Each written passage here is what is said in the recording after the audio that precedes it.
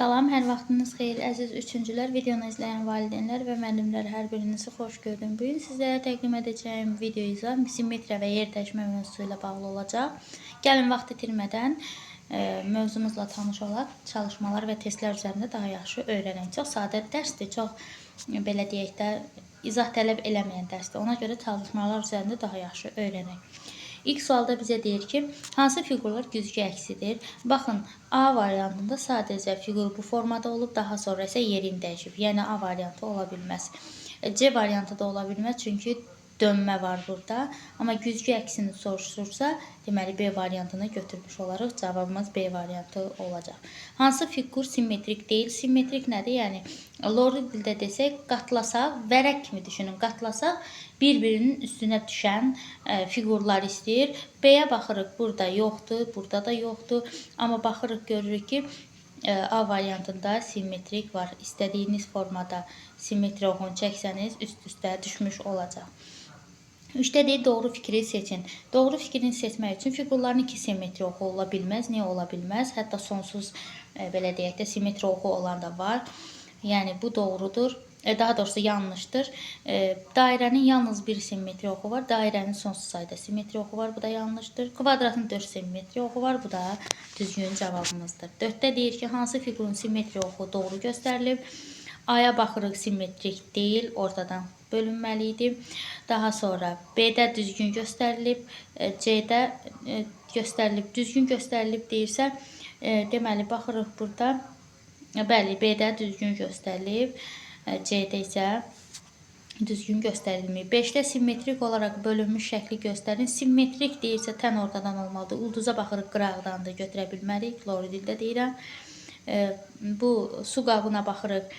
Yəni, burada qulpu olmadığına görə, həm də ağız hissəsi uymadığına görə C-ni də götürə bilmərik. Amma qar dənəci idi deyəsən, A variantını götürə bilərik. Çünki simmetrikdir. Görürük ki, tən ortadan bölünür. 6-ya baxırıq, deyir, fiqurların hansı fiqurlar yerini dəyişib? Yerini dəyişib deyəndə A variantına baxırıq. Bu güzgü əksidir, götürə bilmərik. C-də dönmə var, götürə bilmərik. Yerini dəyişib, yəni yer dəyişmə var burada. Ona görə də B variantını götürə bilərik. 7-də deyir, hansı fiqur simmetrik deyil? A variantı simmetrik ola bilməz. Cavab A variantı. 8-də hansı fiqurun simmetri oxu var? Simmetri oxu olan B variantıdır. Kvadratın 4 dənə simmetri oxu var. 9-da deyir, hansı hər simmetrikdir? Simmetrik G ola bilməz, R da ola bilməz. T, yəni A variantı simmetrikdir. 10-da deyir, verilmiş fiqurun simmetrik hissəsi hansıdır? Simmetrik hissəsi bu formada çəksək, bu olacaq C variantı. Baxırıq digərinə, yəni çalışmalara baxaq. Birinci fiqurda, deməli, fiqurların simmetri oxunu çəkin, neçə simmetri oxu olduğunu müəyyən edin. Deməli, burada 5 simmetri oxu var, 3 dənə simmetri oxu var. Simmetri oxu 0-dır. Burada da bir dənə simmetri oxu olmuş olacaq. Simmetrik olaraq bölünmüş şəkilləri işarələyin. Burada baxırıq. Deməli, A-da simmetriya yoxdur. B-yə baxırıq, simmetrikdir. Kəpənəyə baxırıq. Baxırıq bir dənə kəpənəyə. Deməli, simmetrik yox deyil. Ulduz simmetrikdir. Daha sonra stəkan. Stəkana baxırıq, simmetrik deyil. Yolka ağacı, bəli, simmetrikdir. Bulut simmetrik deyil. Eynəkdəki simmetrikdir. Daha sonra fiqurların simmetri oxuna görə tamamlayın. Bu formada mən səliqəsiz çəkə bilərəm, amma kimdə vəsait varsa daha səliqəli çəkə bilər. Tamamlayaq bunları bu formada.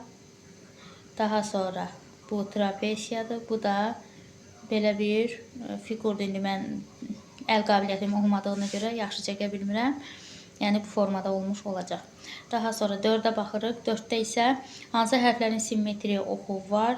Hansı hərflərin simmetriya oxu var deyirsə, təbii ki də A-da simmetriya var. Tən ortadan bölsə üst-üstə düşəcək. Daha sonra Z-nın, daha doğrusu H-nın simmetriya oxu var. Amma P və Z-nın simmetriya oxu yoxdur. Yəni, A və D çalışmalarının simmetriya oxu var. Daha sonra 5-ə baxırıq. Üzr istəyirəm. 5-ə baxaq. Aha, fiqurların güzgü əksi olduğunu yaxud yer dəyişmə. Gözümüzlə görürük ki, A variantında nə formadadır? Güzgü əksi, güzgü yazıram. B-də dedik ki, sadəcə yerini dəyişib, yer dəyişmə.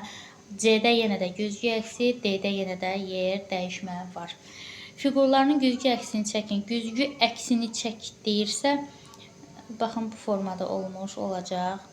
Yenə də bu dəyişilməyəcək. Daha sonra bu da tam tərsi olacaq bu formada. İstəsəniz uşaqlar, burada yəni göstərə bilmirəm. Güzgünü qoyub da, yəni bu fiqura baxan güzgünü qoyub, özünüz belə deyək də tapa bilərsiniz ki, həqiqətən güzgü əksi nə formada olmuş olacaq. 7-də isə bizə deyir ki, doğru fikirlərin qarşısında D, səhv fikirlərin qarşısında S yazın. Yaxşı. Deməli, kvadratın simmetriya oxu yoxdur. 4 simmetriya oxu var. Bu səhvdir. Düzbucaqlının 2 simmetriya oxu var. Doğrudur. Simmetrik fiqurlar müəyyən düz xətt üzrə qatladıqda hissələr üst-üstə düşür təbii ki də. Dairənin 6 simmetriya oxu var, sonsuz simmetriya oxu var. Bu da yanlışdır, yəni səhvdir. Aha. Deməli, burada da şəkilləri simmetrik hissələri ilə uyğunlaşdırın. Simmetrik hissəsi olacaq, baxın bu formada. Bunun simmetriyi olacaq bu formada. Bu formada, bu da bu formada olacaq. Deməli, uşaqlar, simmetriya çox sadə bir dərsdir. Ona görə də elə buradaca yekunlaşdıraq dərsimizi. Növbəti dərsimizdə inşallah ki, görüşərik. Növbəti dərsimiz olacaq fəza fiqurları. Ona görə də dərsi bəyəndinizsə, yəni sizə faydalı oldusa bəyənməyi, kanala abunə olmağı, dostlarınızla bölüşməyi, şərh yazmağı unutmayın. Hələlik.